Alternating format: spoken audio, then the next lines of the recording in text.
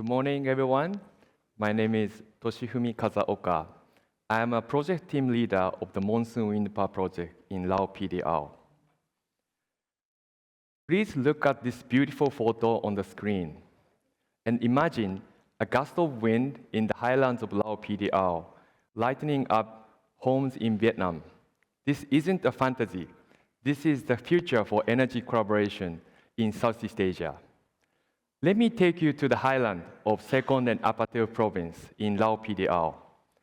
There, families are grown with a rhythm of hydropower, strong in the rainy season, but weak in the dry season. But now, 133 wind turbines rise above those ridges, harvesting the wind for a country across the borders. Today, Eric and I want to share a story about how two countries, Lao PDR and Vietnam, found a way to share energy across borders, and how the first wind power project in Lao PDR came to be. And lastly, an international financial institution like AIIB stepped in how to support the wind power project in Lao PDR. The Monsoon Wind is the first wind power project in Lao PDR, and it's going to be a blueprint for how countries in Asia can build trust, trade energy, and solve climate change together. Here is some context. Lao PDR has long aimed to be the battery of Asia through the exportation of electricity from hydropower. In fact, hydropower accounts for almost 80% of installed capacity in Lao PDR. However, that makes it vulnerable to droughts and seasonal variation.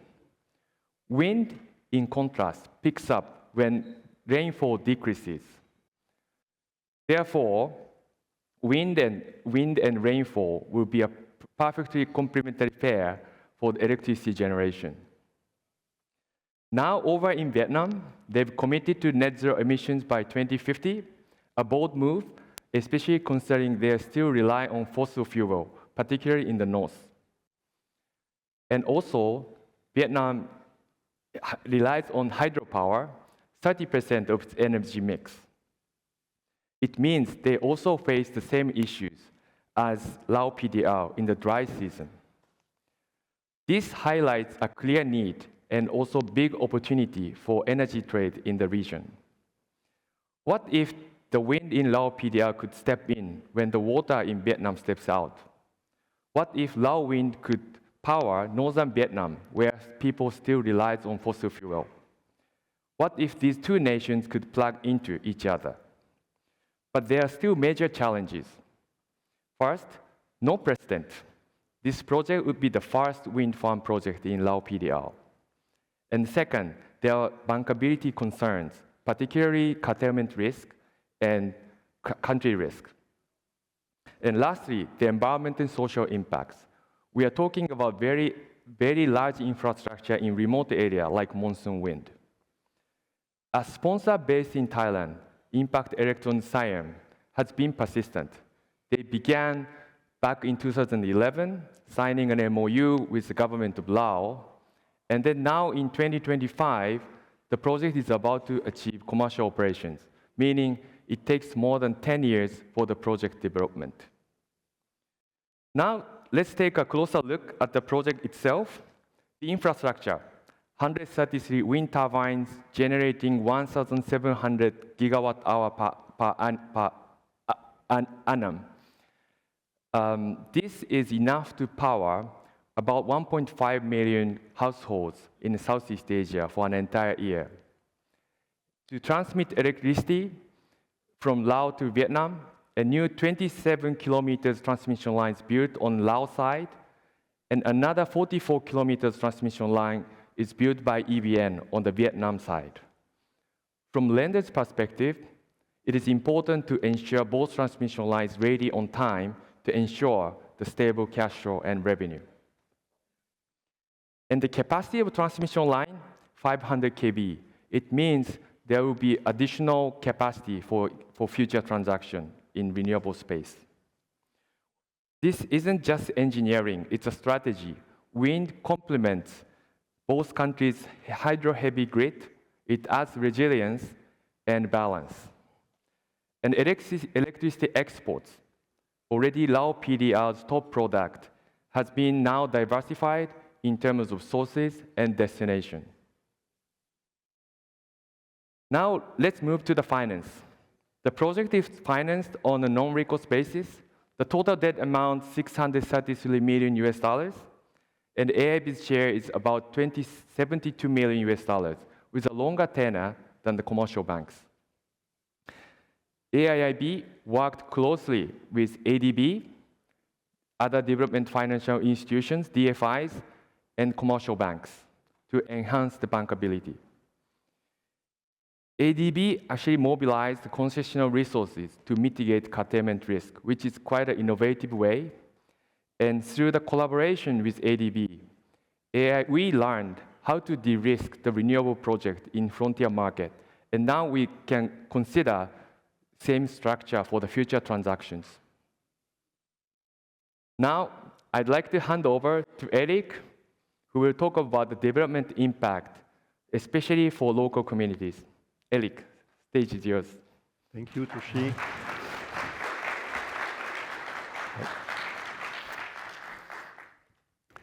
So good morning, everyone. I will take you to the ground after Toshi's explanation about the structuring of the financing.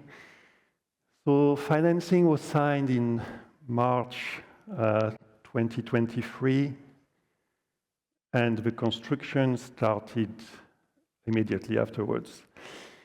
With, as Toshi mentioned, an objective, and maybe more than an objective, an obligation and a commitment to commission the plant by the end of this year, the end of 2025.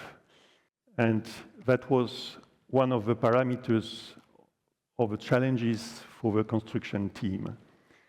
So from March 2023 to December 2025, the teams in charge of the construction had really more than 800 days of pure challenges. If the project is on track to be completed, there is not much suspense, can tell you. So the tariff was conditional upon commissioning by the end of the year, and the teams have worked on time, and this tariff will be secured.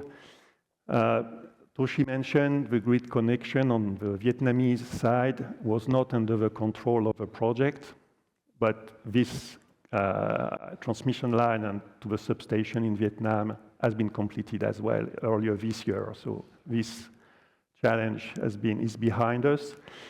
And there remains maybe what I would like to share with you in a few minutes. The very specific challenge of this project is just the surface area. It's not at all a compact project like we can find. The surface area of a development is very big, and 70,000 hectares. To give an idea of the size, this is the entire Singapore area. So the construction teams had to work on a very, very wide area.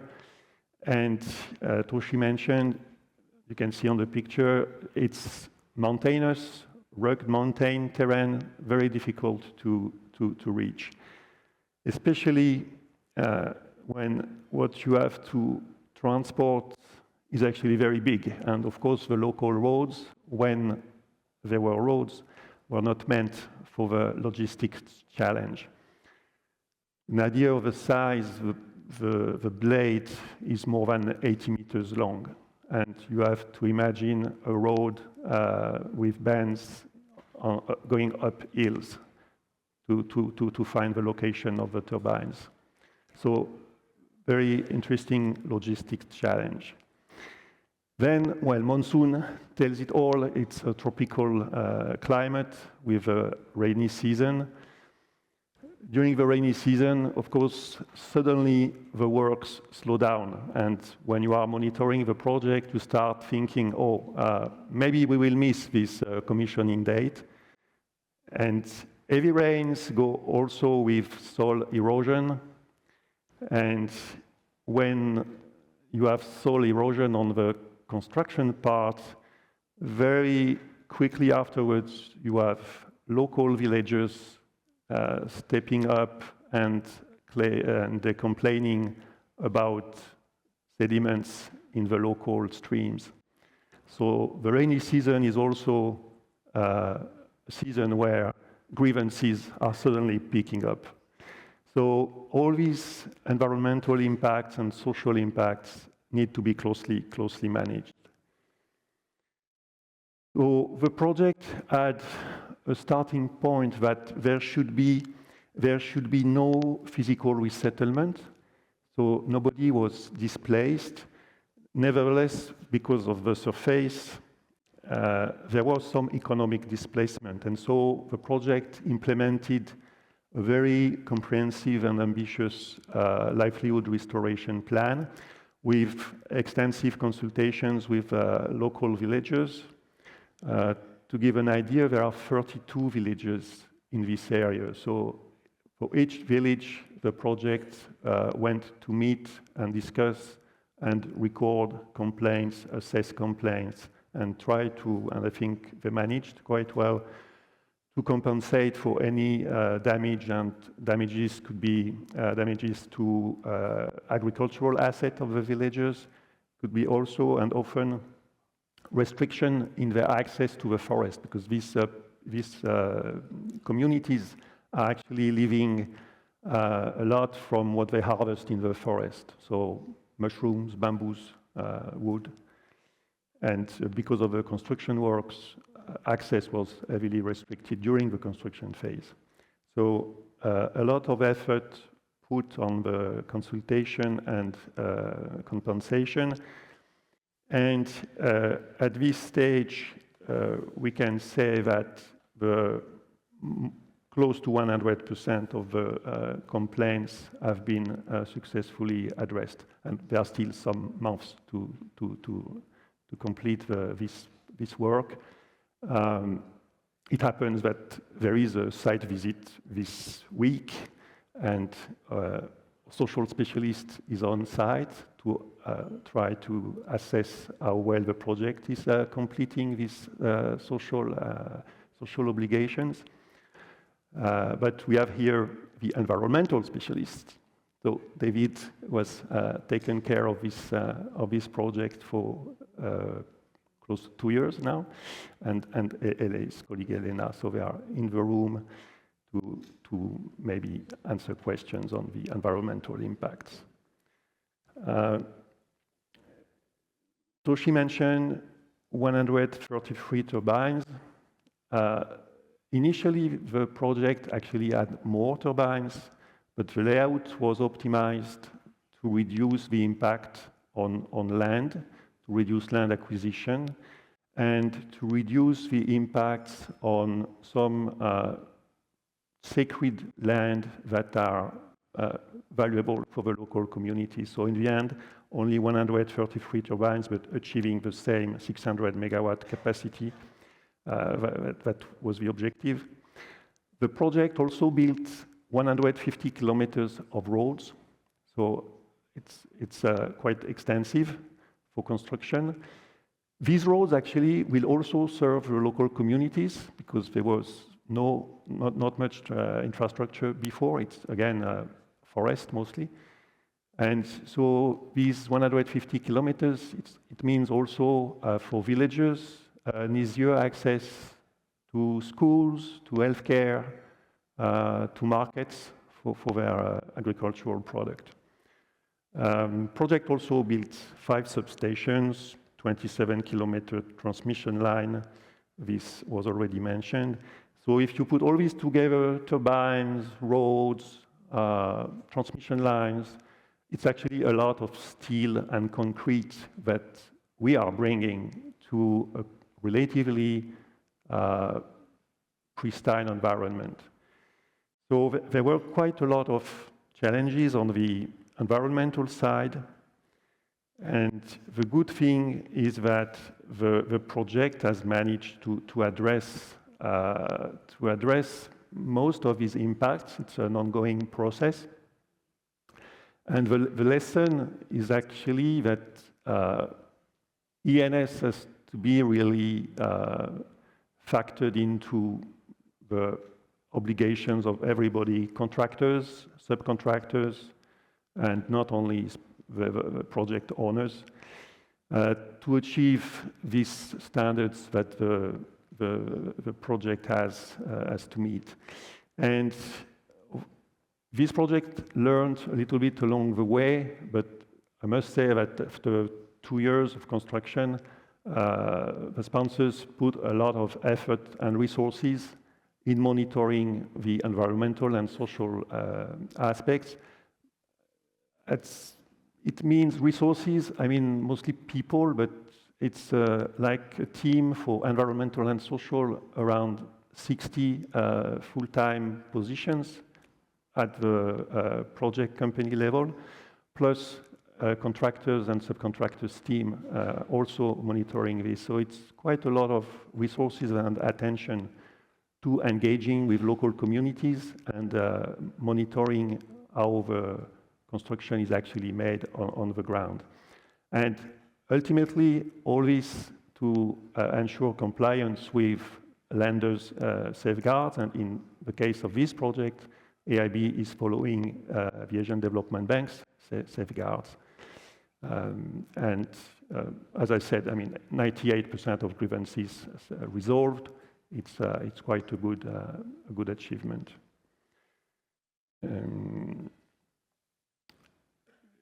I mentioned the resources on the project team, but also contractors. 600 megawatts, it's quite a big project. So contractors, you have to train the team, not only to build what is designed, but to build it safely for themselves, safely for the environment. And we are talking at the peak construction, it was 1,000, 1,500 workers to train.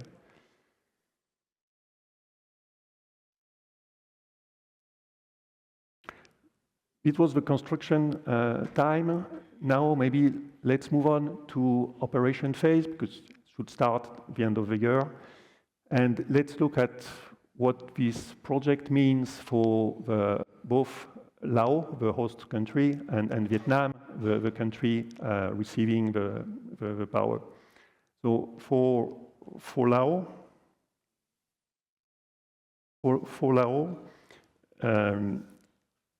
the concession agreement signed with the project provides for a profit-sharing mechanism.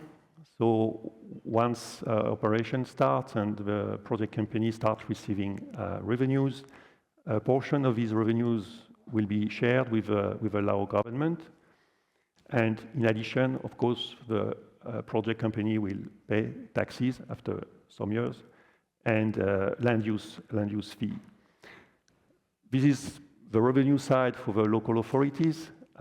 In addition to that, the local economy, of course, is benefiting from local employment and local procurement. When turning to Vietnam, Vietnam is buying the power, so the estimate is 1,700 gigawatt hour annually at a very competitive price, because the Lao wind resource is more favorable than in Vietnam. So the PPA is competitive for Vietnam, and the price is set for the 25 years to come. So no uncertainty in terms of price for the off-taker.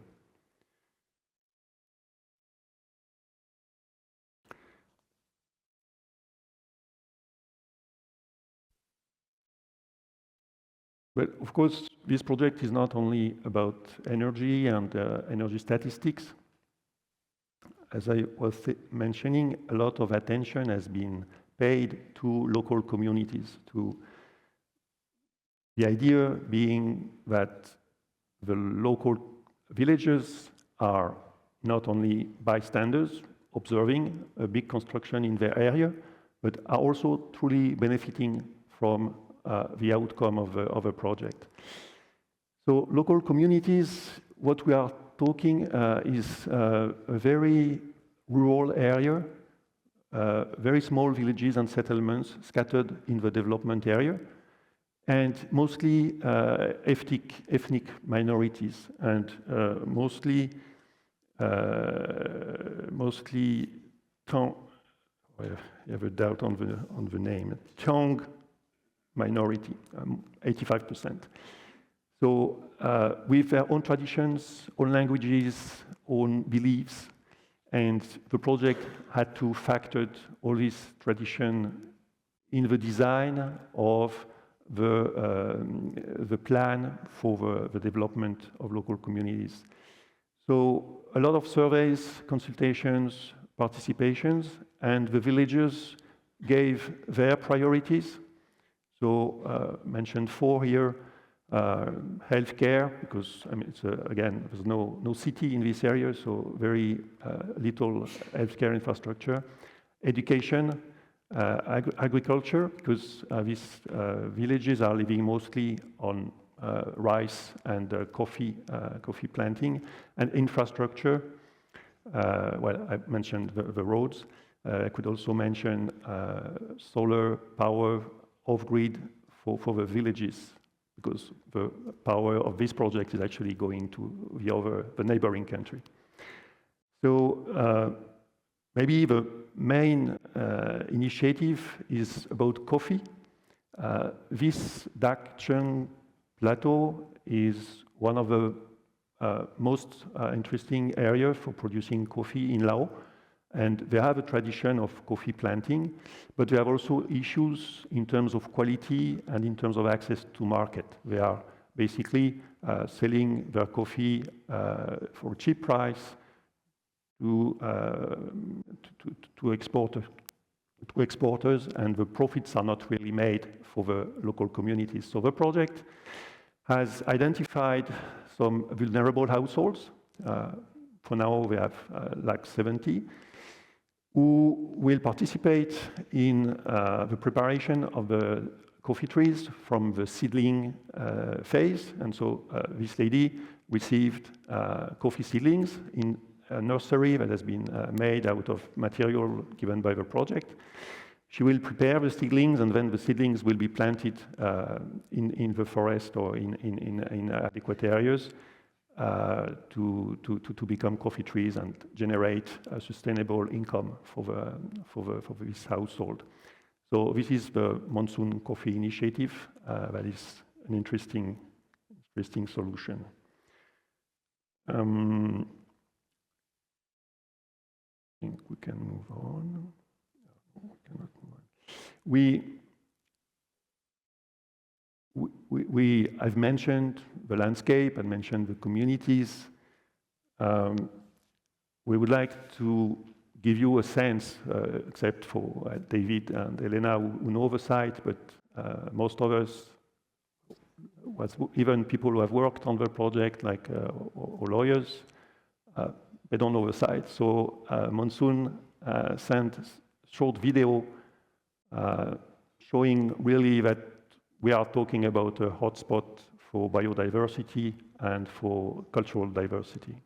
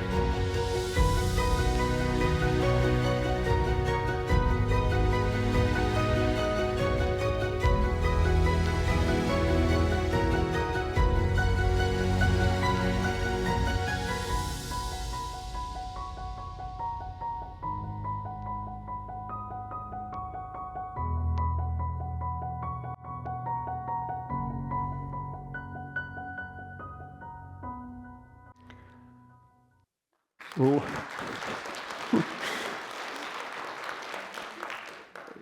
So in short, and very, I mean, AIIB is so proud to be part of this story, but this project is not only a big piece of infrastructure, it is, of course, but it's also for the local communities, and maybe it's not millions of people, it's more like 15,000 people. It's clearly the beginning of a pathway out of poverty and of new economic opportunities for the local people. And of course, it's also the big piece of infrastructure, and I could have mentioned how this project could fits actually in the Asian initiative for power grid in the Asian countries. Also, the Greater Mekong sub-region as a power grid initiative. So this project, when it will be replicated, and there is room for replication, it's only 0.6 gigawatt. The wind resource in Laos is 20 or maybe 15 gigawatt. So once the grids in Laos, Vietnam, and the other countries in the region are effectively integrated and interconnected, it will be a huge opportunity for the country. On that note about how these neighboring countries share prosperity, I would like to call Toshi again on stage to share his vision.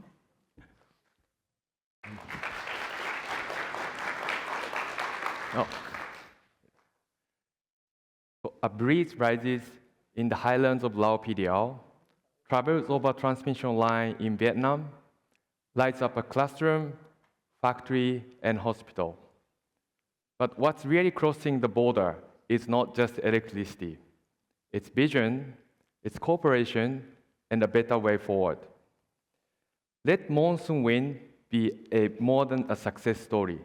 Let it be a standard for how Asia can build shared futures, finance climate action, and turn lines on the map into links of progress.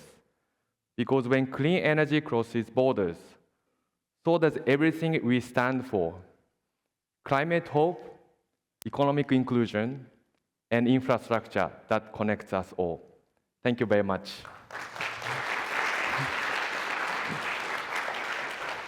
Thank you.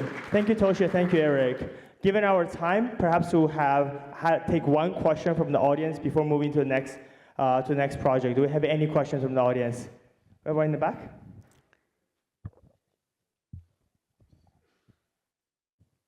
My question, I would like to introduce myself. I'm independent evaluator, so my question would be focusing on the evaluation aspect. Since AIIB is relatively young, and also you have CEIU, the evaluation department, also relatively young. So I'm wondering whether this project has been evaluated at a certain stage, and who has done that, and what methods or approach you might have used. That's my question. Thank you. Yes. Thank you for your question. I could say that actually we are following the Asian Development Bank ENS policy, so this applies as well in terms of independent accountability mechanism. So this project is not and will not be monitored by our own evaluation unit. But it's also that the project is young. AIIB is young. This project is not even commissioned yet, so it's maybe a bit early to evaluate. What I can say is we have this continuous monitoring of a project with David, Elena, Vic, or social specialist, IDB's team, and advisors. So it's continuously monitored, but it's not yet evaluated in the meaning that you are saying. Thank you. And then we welcome you to also engage with our presenters after the session. And however, I think it's time for our next session. So let's give them a big round of applause again.